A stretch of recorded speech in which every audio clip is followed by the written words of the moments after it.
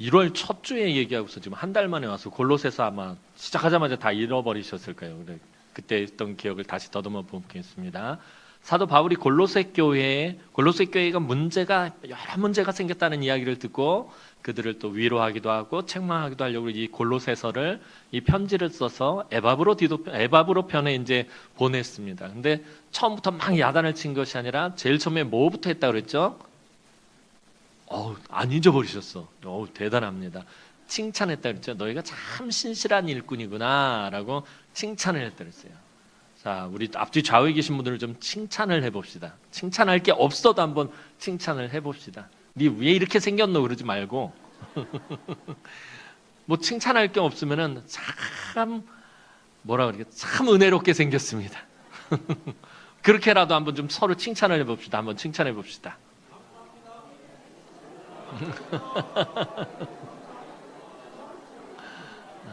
오늘 윤 집사님 기도 참 은혜스럽게 잘하셨어요. 칭찬합니다. 왜 그러냐면 사실 그러잖아요. 여러분 세상에 나가서 여러분들 칭찬 드릴 일이 있던가요? 없어요. 거의 칭찬 드릴 일들이요. 우리 부모님들 뭐 칭찬 드릴 일이 있나요? 없어요. 교회 안에서나 우리가 서로 좀 칭찬해주고 그래야지. 교회 안에까지 왔는데도 이렇게 막 야단치고 책망하고 그러면은 어디 이 각박한 세상에서 살아가겠습니까? 좀 만날 때마다 우리가 좀 칭찬을 했으면 참 좋겠다는 거예요. 서로 좀 칭찬을 많이 하는 우리 나온교회 성도들 되었으면 좋겠습니다. 칭찬을 한 다음에 그 다음에 사도 바울이 무엇을 했다 그랬죠? 축복했다 그랬잖아요. 자, 칭찬을 하니까 마음이 넉넉해지는 거예요. 기분이 좋은 거예요. 그잖아요. 칭찬하면 좋잖아요. 교회 안에서 제가 제일 싫어하는 떡이 무슨 떡이라고 그랬죠? 쑥떡. 그냥 뒤에서 쑥떡. 이런 건 제일 싫어요. 오면 서로 그냥 칭찬해주고 권사님 와 이렇게 이쁘노, 집사님 와 이렇게 좋노, 너무 사랑스럽다 막 이렇게 칭찬해주면 마음이 넉넉해지는 거예요. 넉넉해지는 거예요. 그러고 나면 진짜 진심으로 축복을 할 수 있게 되는 거예요. 그래서 사도 바울이 주 예수 그리스도의 하나님의 은혜와 평강이 너희에게 있을지어다 하고 이제 축복을 하잖아요. 자, 이제 서로 축복을 합니다. 하나님의 은혜와 평강이 가득하기를 축복합니다.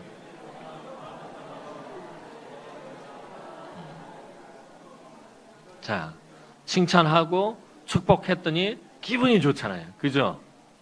축복하면 기분이 좋단 말이에요. 그러니까 늘 교회 안에서 만나면 서로 칭찬하고 축복하는 그럼 우리 남은교회 성도들 되길 주님의 이름으로 축복합니다. 자, 그 뒤에 부분은 이제 좀 오늘도 살펴보도록 할게요. 우리는 사도 바울 하면 제일 먼저 떠오르는 게 뭐냐면은 사도 바울의 교리, 이신칭의 교리가 제일 먼저 떠오르게 됩니다. 이 이신칭이 뭐냐면 오직 믿음으로만 구원을 받는다. 사도 바울의 대표적인 서신서인 로마서 말씀을 읽어보고 갈라디아서 말씀을 읽어보면 믿음에 대해서 굉장히 강조해요. 오직 예수 그리스도를 믿음으로 우리가 구원을 합니다. 우리의 행위로도 구원을 받지 못하고 우리의 어떤 공로로도 구원을 받지 못하고 오직 예수의 공로를 힘입는데 그 예수를 믿는 믿음으로만 구원을 받는다. 이게 사도 바울의 가장 중요한 핵심 교리 이신칭의 교리입니다. 그런데 우리가 이 이신칭의 교리 오직 믿음으로 구원을 받는다라는 이 교리에 집중한 나머지 사도 바울이 은혜에 대해서 얼마나 많이 언급하고 있는지를 놓칠 때가 많다라는 거예요. 사도 바울은 믿음을 강조하는 만큼 은혜에 대해서도 강조하고 있어요. 사도 바울의 서신서 말씀들을 쭉 묵상하다 보면 사실 믿음이라는 말보다 은혜라는 말이 더 많이 나와요. 더 풍성해요. 은혜를 얼마나 갈급해하고 은혜를 얼마나 강조하는지 모릅니다. 왜냐하면 바울이 사도된 것은 너무나도 크신 하나님의 은혜이기 때문이다. 바울이 잘나서 사도가 된 것이 아니라 그가 정말 그 당시 최고 엘리트였기 때문에 가장 똑똑한 사람이었기 때문에 가장 뛰어난 사람이었기 때문에 사도가 된 것이 아니라 하나님의 은혜로 사도가 되었기 때문에 바울은 이것을 누구보다도 잘 알고 있었던 사람입니다. 자기가 똑똑했을 때, 뛰어난 사람이었을 때, 자랑할 것이 많았던 사람이었을 때 했던 짓이 무엇입니까? 교회를 핍박하고 예수 믿는 사람들을 박해하고 복음을 회방하는 짓을 했단 말이에요. 그런 일을 하던 사람에게서 복음을 전하는 자로 변화된 것은 오직 하나님의 은혜였다라는 것입니다. 즉 그의 믿음의 교리, 이 이신층의 교리는요, 하나님의 은혜의 바탕을 두고 있는 것입니다. 그래서 예수 믿는 사람들에게서는 은혜를 빼면 아무것도 남는 것이 없어요. 제가 늘 말씀드리잖아요. 저와 여러분들에게서 은혜를 빼면 그냥 빈 껍데기인 거예요. 그냥 빈 껍데기 인생이 돼버리는 거예요. 하나님의 은혜로 저와 여러분들이 예수 믿게 된 것이고, 하나님의 은혜로 천국 백성이 된 것이고요. 하나님의 은혜로 복을 받은 줄로 믿으시기 바랍니다. 자, 사도 바울은 골로새 교회 성도들에게 이제 문안 인사를 마치고 처음에 참 너희가 신실한 일꾼들이다 칭찬하고, 그 다음에 하나님의 은혜와 평강이 너에게 있을지어다 하고 축복하고, 이렇게 문안 인사를 마친 후에 골로새 교회에 대해서 하나님께 감사를 고백합니다. 자, 칭찬하고 축복했더니 뭐가 따라온다고요? 감사가 따라오는 거예요. 자, 3절 말씀 한번 읽어보도록 하겠습니다. 오늘 본문 3절 말씀입니다. 시작.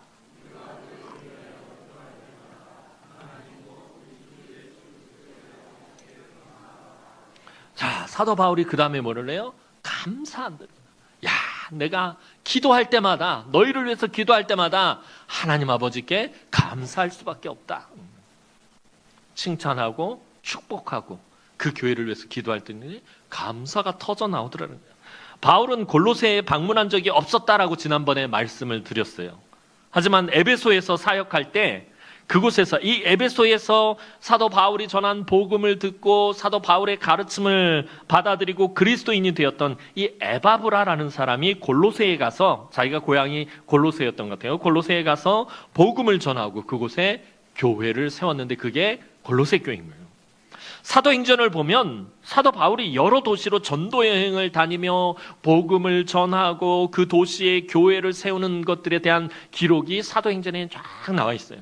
그런데 사도 바울이 그곳에 가서 복음을 전하고 어느 도시에 가서 복음을 전하고 교회를 세우는 일을 쉽게 했나요? 쉽게 하지 못했나요?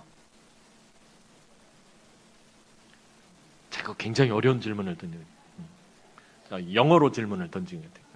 자, 사도행전 말씀을 보면 사도 바울이 가서 복음을 전할 때 너무 손쉽게 복음을 전하고 예수를 믿어라 그러면 다 예수 믿고 들어오고, 교회를 세웠더니 교회가 막 바글바글 넘쳐나고 막 너무 쉽게 그렇게 교회를 세우고 복음을 전했나요? 아니죠. 예, 그렇죠. 대답하기 힘들다. 자, 바울이 가서 복음을 전하고 그 교회 도시의 교회를 세운다는 일이 얼마나 어려운 일인지 사도 바울은 누구보다도 잘 알고 있었어요. 본인이 그러했기 때문에. 얼마나 박해를 받고 어려움과 고난 가운데 복음을 전하고 교회를 세운다는, 예수의 복음을 전하던 사도 바울과 함께했던 동역자들이 때로는 조롱을 당하고 돌에 맞기도 하고 쫓겨나고 매를 맞고 옥에 갇히는 등 온갖 어려움과 고난을 다 당하고서도 교회를 세울까 말까 했단 말이에요. 그런데 골로새는 그런 사도 바울이 직접 가서 복음을 전한 것이 아니라, 능력의 사도 바울이 가서 복음을 전한 것이 아니라 바울을 통해서 복음을 받아들인 에바브라라는 사람이 가서 복음을 전한 것입니다. 사도들도 교회를 세울 때 온갖 고난을 다 당하는데 이 평신도인 에바브라가 가서 복음을 전하고 교회를 세울 때 얼마나 힘들고 어려웠겠느냐라는 거예요. 여러분, 에바브라가 얼마나 힘들었겠느냐라는 거예요. 에바브라는 속된 말로 그냥 맨 땅에 헤딩한 것이나 다름이 없었어요. 그런데 골로새에 놀라운 복음의 능력이 나타났다는 거예요.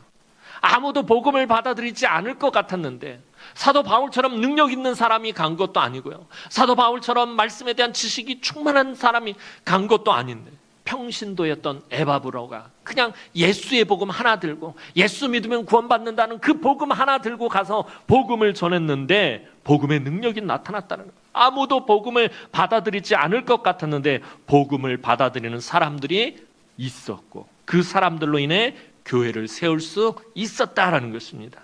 이것이 또한 사도 바울에게는 너무나 크신 하나님의 은혜였고, 이 골로새 교회를 생각하면 기도할 때마다 감사하지 않을 수가 없었던 거예요.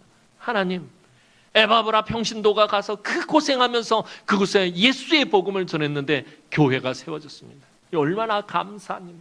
그냥 감사가 사도 바울 입에서 터져 나올 수밖에 없었다는 것입니다. 골로새 교회를 위해서 기도할 때마다 사도 바울은 그렇게 감사할 수밖에 없어요. 그래서 사도 바울은 자신의 동역자들과 함께 늘 골로새 교회를 위해 기도하고 있다라고 밝히고 있는 것입니다. 비록 지금은 잘못된 가르침들로 인해서 교회가 흔들리고 있지만 골로새 교회가 세워지기까지 얼마나 놀라운 하나님의 은혜의 역사가 있었는지 잘 알고 있기 때문에 에바브라가 가서 그곳에 복음을 전할 때 하나님의 얼마나 놀라운 은혜의 역사가 그곳에 있었는지 사도 바울은 잘 알고 있었다는 것입니다. 자, 바울은 이어서 자신이 왜 감사의 기도를 할 수밖에 없는지에 대해서 언급합니다. 그게 오늘 본문 4절 말씀입니다. 자, 4절 말씀 한번 보도록 하겠습니다. 4절 말씀입니다. 시작.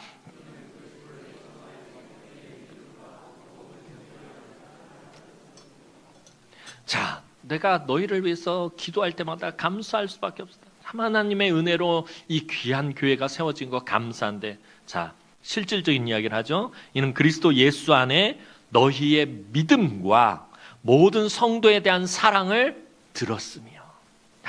골로새 교회에 대한 소식을 들었어요. 에바브로가 가서 참 예수의 복음을 전했는데 그 복음을 받아들이고 믿는 성도들이 생기고 교회가 생겼단 말이에요.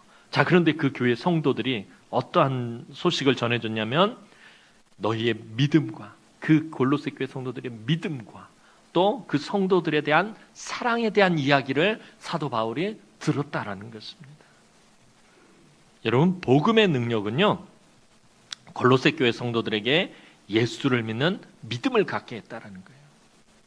그러니까 오늘 저와 여러분들이 예수 믿고 구원받게 된 건 뭐예요? 복음의 능력인 거예요.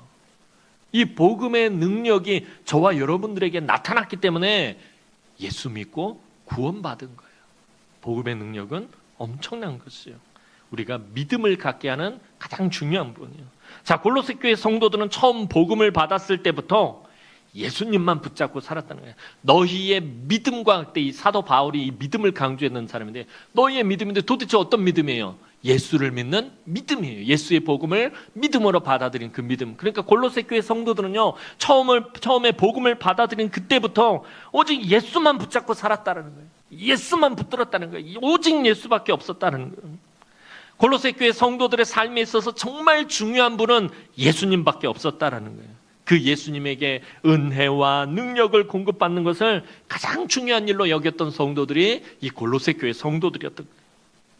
바울은 앞서서 골로새 교회 성도들을 1절에서 그리스도 안에 신실한 형제들이라고 칭찬을 했어요. 그리스도 안에서 신실한 형제들이라고 칭찬한 이유가 뭐예요? 이 말은 골로새 교회 성도들이 예수 그리스도를 믿는 그 믿음으로 굳게 예수님을 붙잡고 있었다라는 것입니다. 그것을 칭찬한 거예요. 여러분, 세상 사람들은 자기의 능력이 자기가 가지고 있는 스펙에서 나온다고 생각합니다. 집안, 또 배경, 학벌, 지식, 또 재산, 출신 같은 이런 것이 세상에서 성공하는 능력이라고 합니다. 그래서 뭐 그런 말들 있잖아요. 금수저, 은수저, 다이아몬드 수저, 이런 수저를 물고 태어나야지 세상에서 쉽게 성공하고 출세한다라고 생각을 해요. 그게 뭐예요? 자기 집안, 배경, 출신, 학벌, 지식, 재산, 이런 것이 세상에서 성공하는 능력이라고 생각을 해요. 하지만 우리 그리스도인들의 능력은 스펙에서 나오지 않아요. 우리 그리스도인들의 능력은 집안이나 배경이나 학벌이나 지식이나 재산이나 출신에서 나오지 않고, 우리 그리스도인들의 능력은 어디서 나오죠? 예수 그리스도에게 나온다라는 것입니다. 오직 예수밖에 없다라는 거예요. 저와 여러분들의 진정한 능력은 예수 그리스도에게 있다라는 것입니다. 우리는 주님이 공급해 주시는 힘과 능력과 지혜로 살아가는 사람들입니다. 예수님의 능력은 하나님의 능력입니다. 예수님을 알아갈수록 하나님을 알 수 있습니다. 예수님을 통해서 하나님에게로 나아갈 수 있습니다. 그래서 주님도 요한복음 14장 6절에서 이렇게 분명히 말씀하십니다. 요한복음 14장 6절 말씀 보도록 하겠습니다. 시작.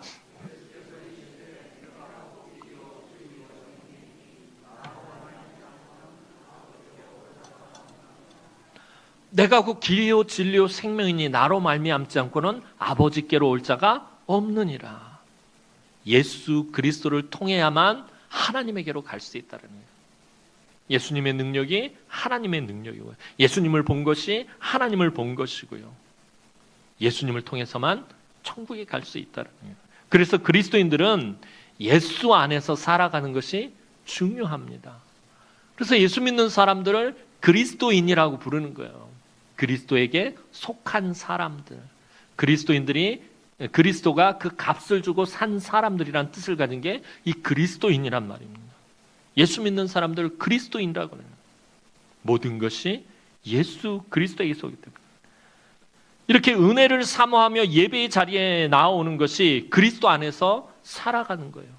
그러면 오늘 교회에 나와서 예배를 드리고 이 예배를 통해서 주시는 은혜를 공급받고 또 그 은혜를 가지고 또 이 세상에서 살아가는, 이게 그리스도 안에서 살아가는 것이고, 또 삶 가운데서 여러분들이 날마다 기도의 시간을 정해놓고 무릎을 꿇는 것, 하나님 앞에 부르짖는 것, 그 시간들을 통해서 잠잠히 하나님을 기다리는 것, 이게 능력을 주님으로부터 공급받는 것이죠.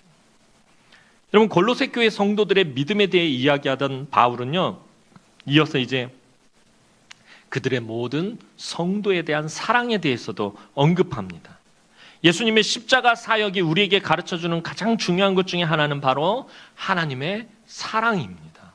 예수님은 십자가에서 하나님의 사랑이 무엇인지 우리에게 알려주셨습니다. 사람들을 향한 하나님의 사랑, 그것은 독생자를 십자가에서 죽기까지 내어주시는 사랑입니다.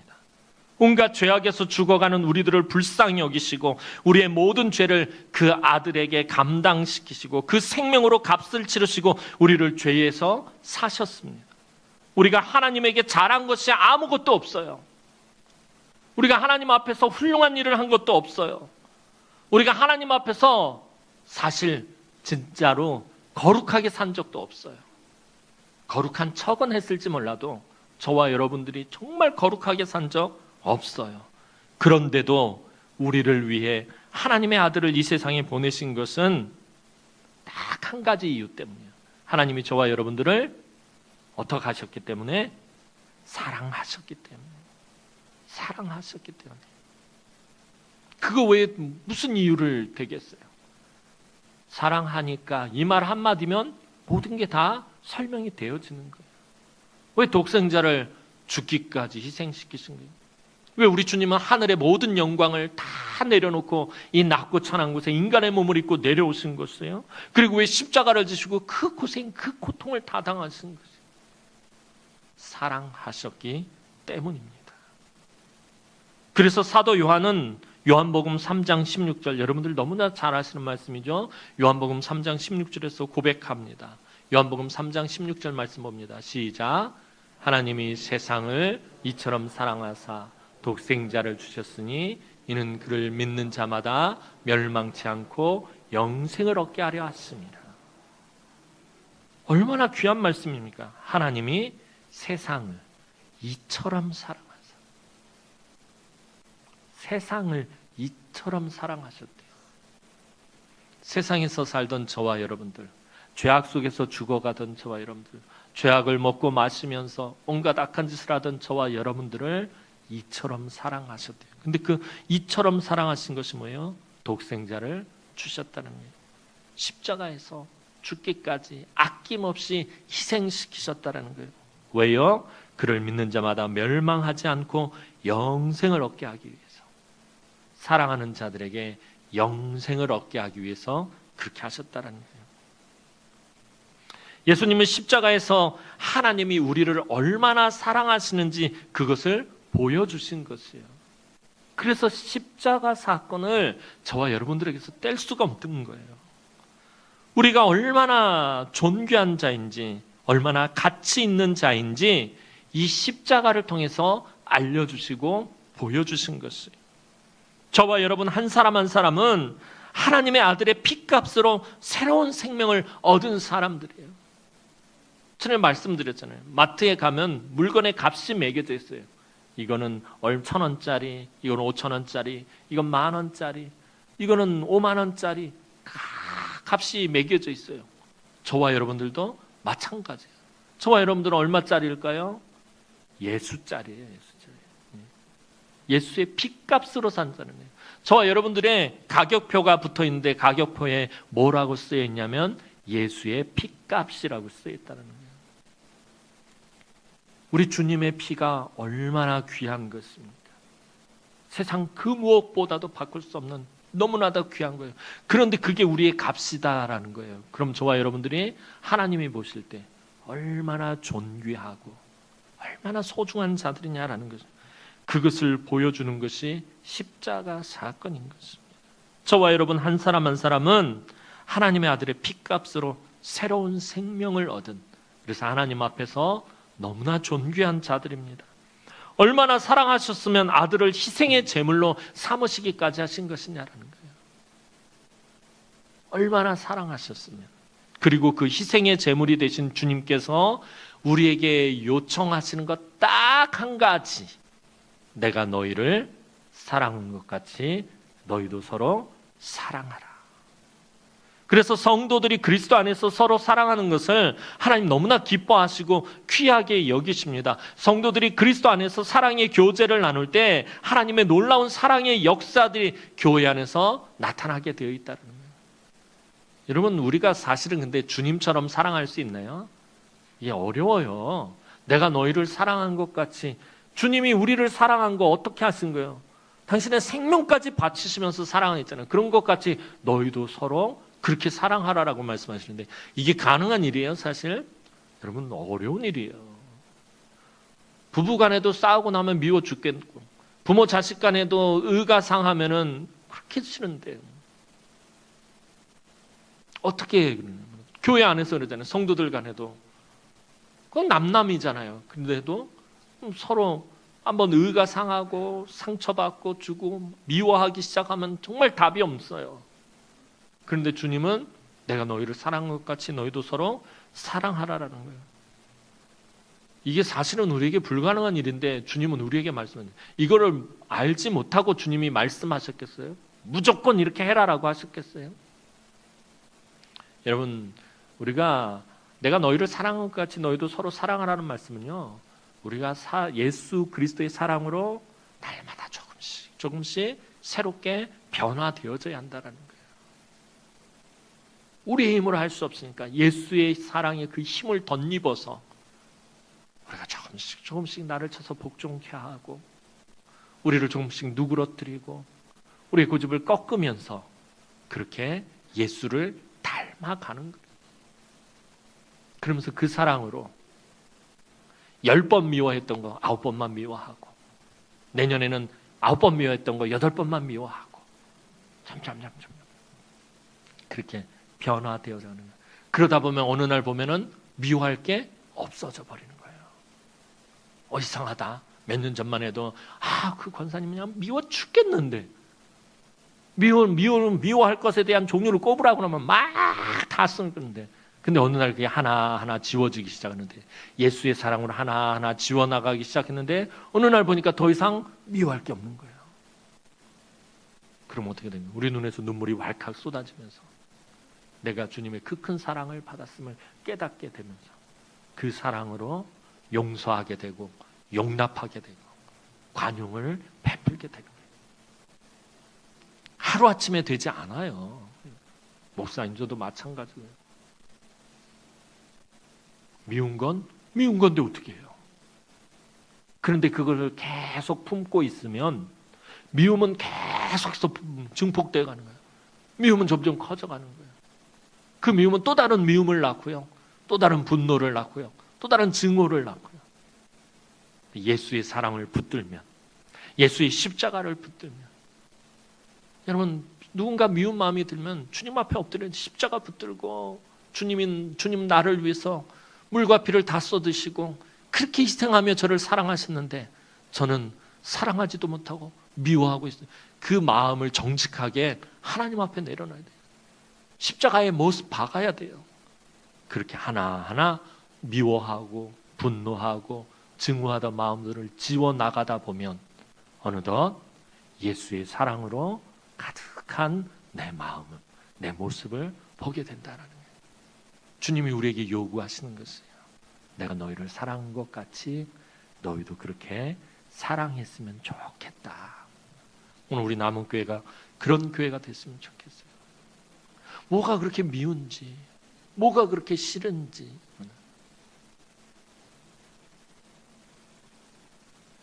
우리 옛말에 그런 거 있잖아요. 원하는 강물에 새기고 은혜는 어디에 새겨라? 바위에 새겨라 라는 말이 있어요. 근데 우리는 반대로 하잖아요. 은혜는 강물에 실어서 다 잊어버리고 원하는 바위에다가 다 새겨서 두고두고 곱씹는 거예요. 시어머니가 30년 전에 며느리가 밥 안 준 것 기억하는 거예요. 며느리가 30년 전에 시어머니가 자기한테 시어머니 노릇한 거 기억하고 있는 거예요. 곱씹는 거예요, 맨날. 심지어 시어머니 돌아가셨는데 아직도 미워하고 있습니다. 이게 왜 그러는 거예요? 내려놓지 못하고 십자가를 붙들지 못했기 때문에, 예수의 십자가를 붙잡지 못하기 때문에. 언젠가 한번 그렇게 말씀드렸어요. 주님의 십자가는요, 블랙홀과 같은 거예요. 예수님의 십자가는요, 받아들이지 못할 죄악이 없어요. 받아들이지 못할 허물이 없어요. 받아들이지 못할 미움이 없어요. 다 예수님이 십자가에서 블랙홀처럼 우리의 모든 미움과 분노와 증오와 죄악들과 아픔과 상처들을 다 흡입하셨어요. 다 빨아들이셨어요. 남김없이. 그런데 우리는 자꾸 그거를 도로 끄집어내려고 하는 거예요. 내가 너희를 사랑한 것 같이 너희도 사랑하라. 늘 이 말씀을 기억하는 우리 남은교회 성도들이 되었으면 좋겠어요. 아침에도 얘기했던 것처럼 여러분, 우리의 삶이 그렇잖아요. 세상에 나가서 살 때 참 공허하고 참 아픔과 상처가 넘치고 괴로움이 넘치고 걱정 근심이 넘친 그런 삶을 살다가 우리 교회에 딱 왔는데, 교회에 딱 문을 열고 들어왔는데 아무도 관심도 가져주지도 않고 냉랭하고 여전히 그 미운 마음이 들고 무슨 은혜가 있겠어요, 그죠? 교회 안에 딱 들어왔는데 반갑게 맞이하고 아까 우리 했던 것처럼 칭찬하고, 야 오늘 그 스카프 참 이쁘다, 너 예쁘다, 너무 잘 어울린다 칭찬하고, 하나님의 은혜와 평강으로 축복하고 감사가 넘치고, 그러면 그리스도의 사랑이 싹 트게 되는 거예요. 우리 좀 그런 교회를 만들어 갔으면 좋겠습니다. 교회 안에서 제가 요즘은 이제 구분이 되는데, 제가 처음에 우리 교회 부임했을 때요, 바깥에서 권사님 두 분이 싸우는 거예요. 말아! 뭐라고 하는데, 뭐라고 하는지는 제가 하나도 못 알아듣고 있고, 와, 뭐라고 하는지 막 무서워가지고 목욕실 안에서 바들바들 떨면서 목사가 부임한 날 첫날부터 권사님들 싸우는 거라는데, 알고 봤더니 그게 대화하는 거였어. 좋다고 뭔가를 얘기를 하고 있는 건데 이쪽에서 듣는 저는 막 무서워 그러는 거예요. 근데 지금은 구분이 돼요. 권사님들 얘기하는 거하고 너무 반갑고 즐겁게 얘기하는 거하고 싸우는 거하고 구분이 되는데, 요즘은 싸우는 소리가 잘 안 들려. 너무 감사한 거예요. 싸우면 평상시 톤보다 한 3톤 더 올라가더라고요. 요즘은 그렇게 톤이 확 올라간 소리를 많이 듣지 못해서 너무 감사한 거예요. 계속해서 그런 교회 되었으면 좋겠어요. 서로 칭찬하고 축복해주고 감사가 충만한 교회, 그리스도의 사랑이 충만한 교회. 사랑하는 성도 여러분, 골로새 교회는 하나님의 은혜 가운데 세워졌어요. 우리 교회도 마찬가지잖아요. 73년 전에 천막을 치면서 우리 남은교회가 시작되었잖아요. 근데 지금 이렇게 그 사이에 함석교회도 짓고 브로커교회도 짓고 벽돌교회도 짓고, 우리가 2018년도에 또 본당 리모델링도 해서 예쁘게 하고, 이게 저와 여러분들이 잘한 건가요? 하나님의 은혜잖아요. 우리 천막 처음 우리 믿음의 일대 선조들이, 우리 교회 믿음의 일대 선조들이 이곳에 천막을 쳤을 때 생각해 보세요.